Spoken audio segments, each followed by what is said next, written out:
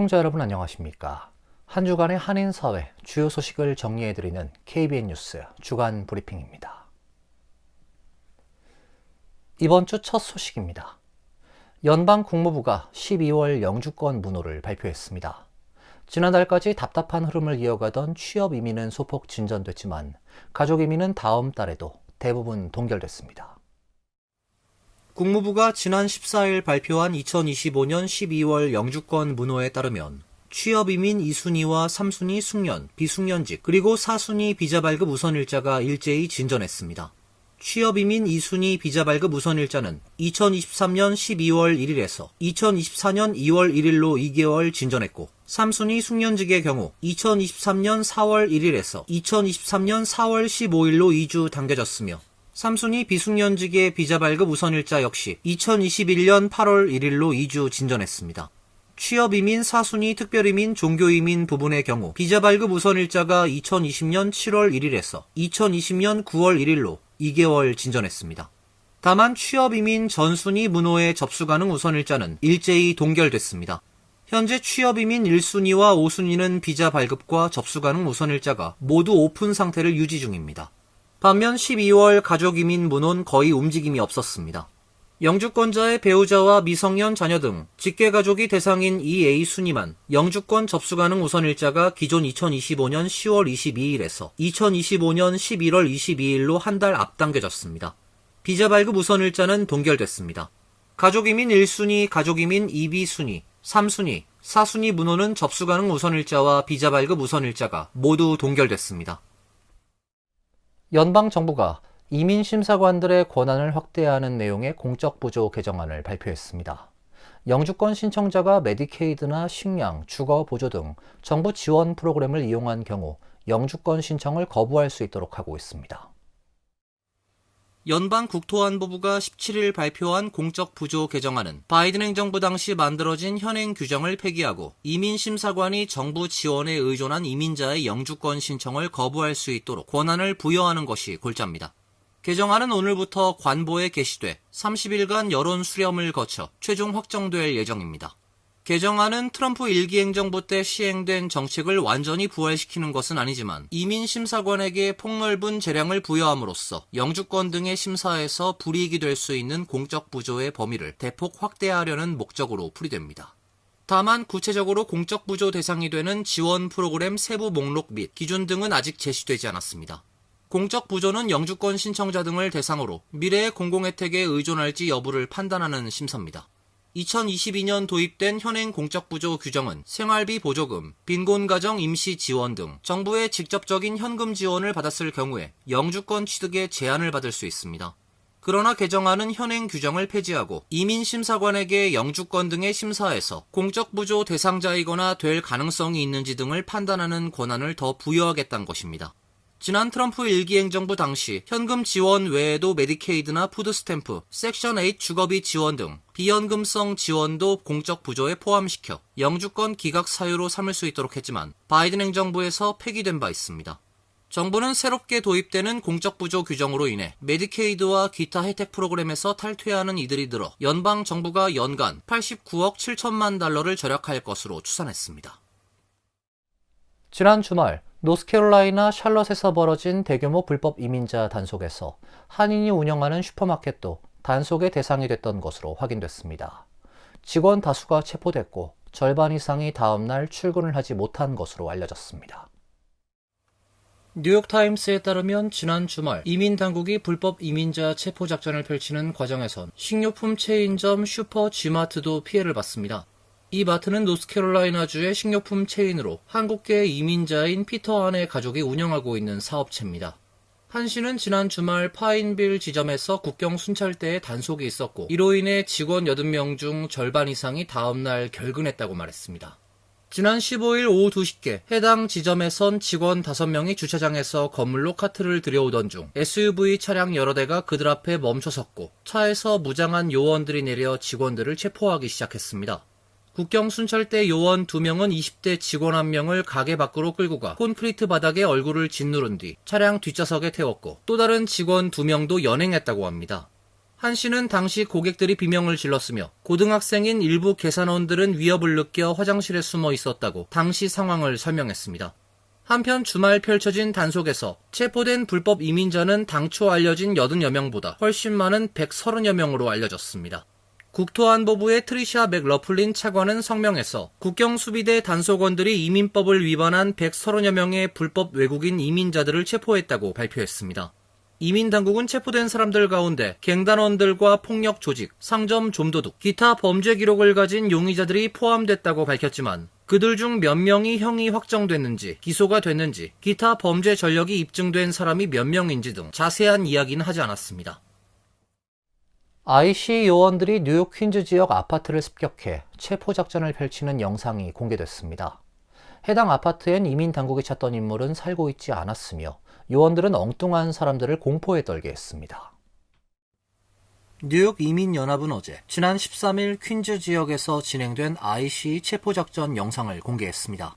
이민연합은 성명에서 IC 요원들은 퀸즈 엘머스트의 지하 아파트에서 체포작전을 펼쳤으며 당시 IC 요원들은 신원을 밝히거나 영장을 제시하지 않고 아파트에 있던 여성과 그녀의 4자녀에게 총기를 겨누고 여성을 강제로 침대에서 끌어냈다고 밝혔습니다.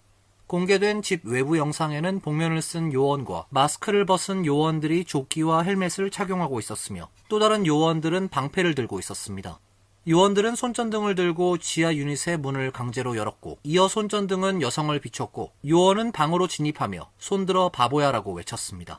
여성은 아기가 있다고 외쳤지만 요원은 아기도 데리고 나가겠다며 여성을 끌어냈습니다. 이민연합은 IC 요원들이 찾던 인물은 해당 주소에 살지도 않는 사람이라며 엉뚱한 시민을 공포에 떨게 했다고 비판했습니다. IC 관계자들은 이번 사건과 관련한 논평 요청에 답변하지 않았습니다. 연방정부가 푸드스탬프로 알려진 스냅의 가입자 자격 전면 재검증에 나섭니다.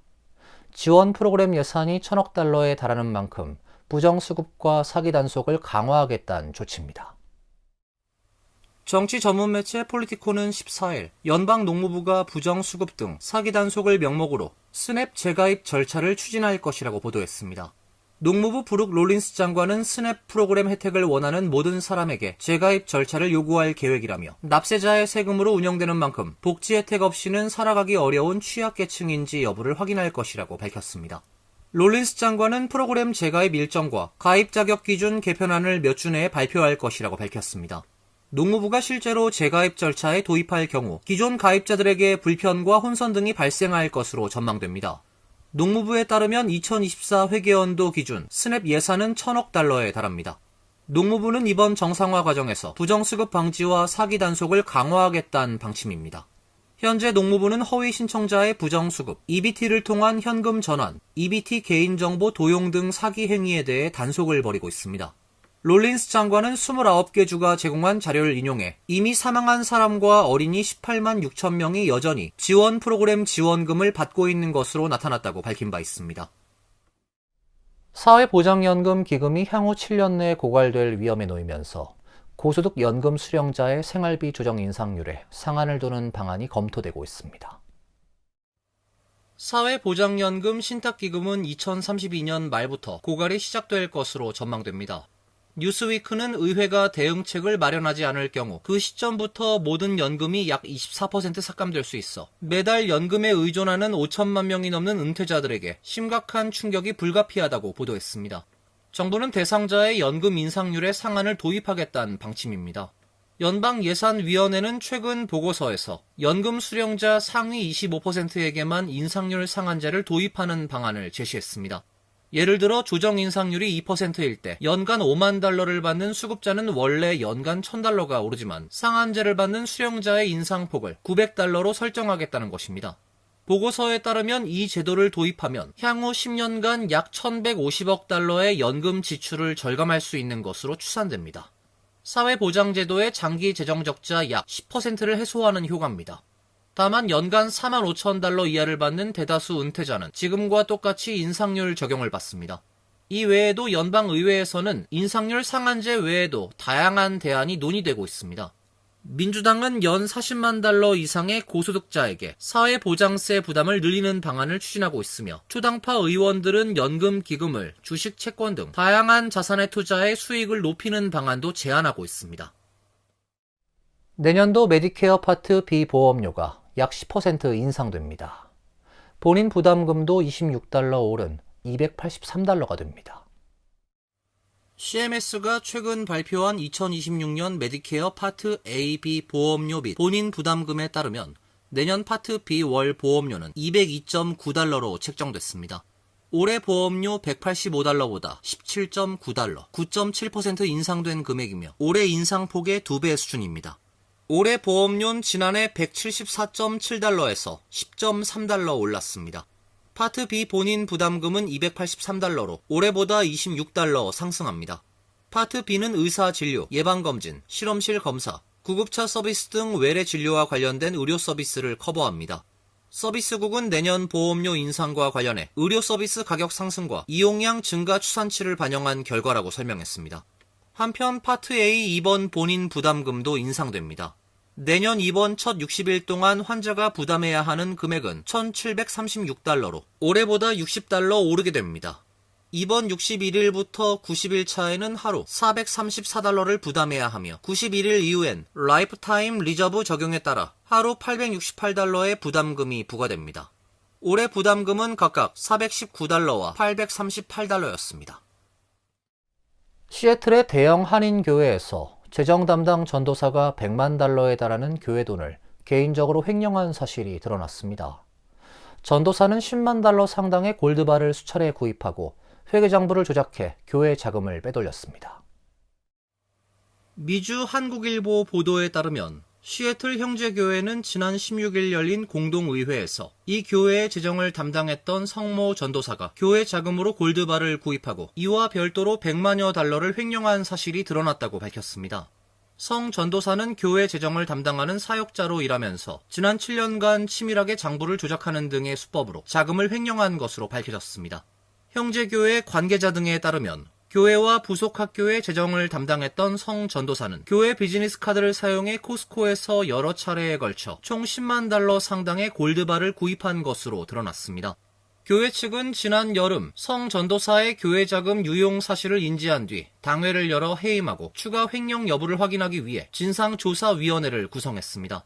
조사 결과 그는 지난 7년간 정교한 회계장부 조작 등을 통해 교회 자금을 다른 계좌로 이체하거나 타 교회를 후원하는 방식으로 약 110만 달러 규모의 재정을 횡령 및 유용한 정황이 포착됐습니다. 특히 은행 거래 명세서까지 조작하는 등 체계적 회계 조작을 벌였던 것으로 알려졌습니다. 교회는 지난 16일 공동의회에서 성 전도사가 지난 7년간 총 113만 6,866.69달러를 횡령한 것으로 추산된다며 변호사를 선임해 회계 부정 및 횡령, 법적 책임 문제 전반을 조사 중이라고 밝혔습니다.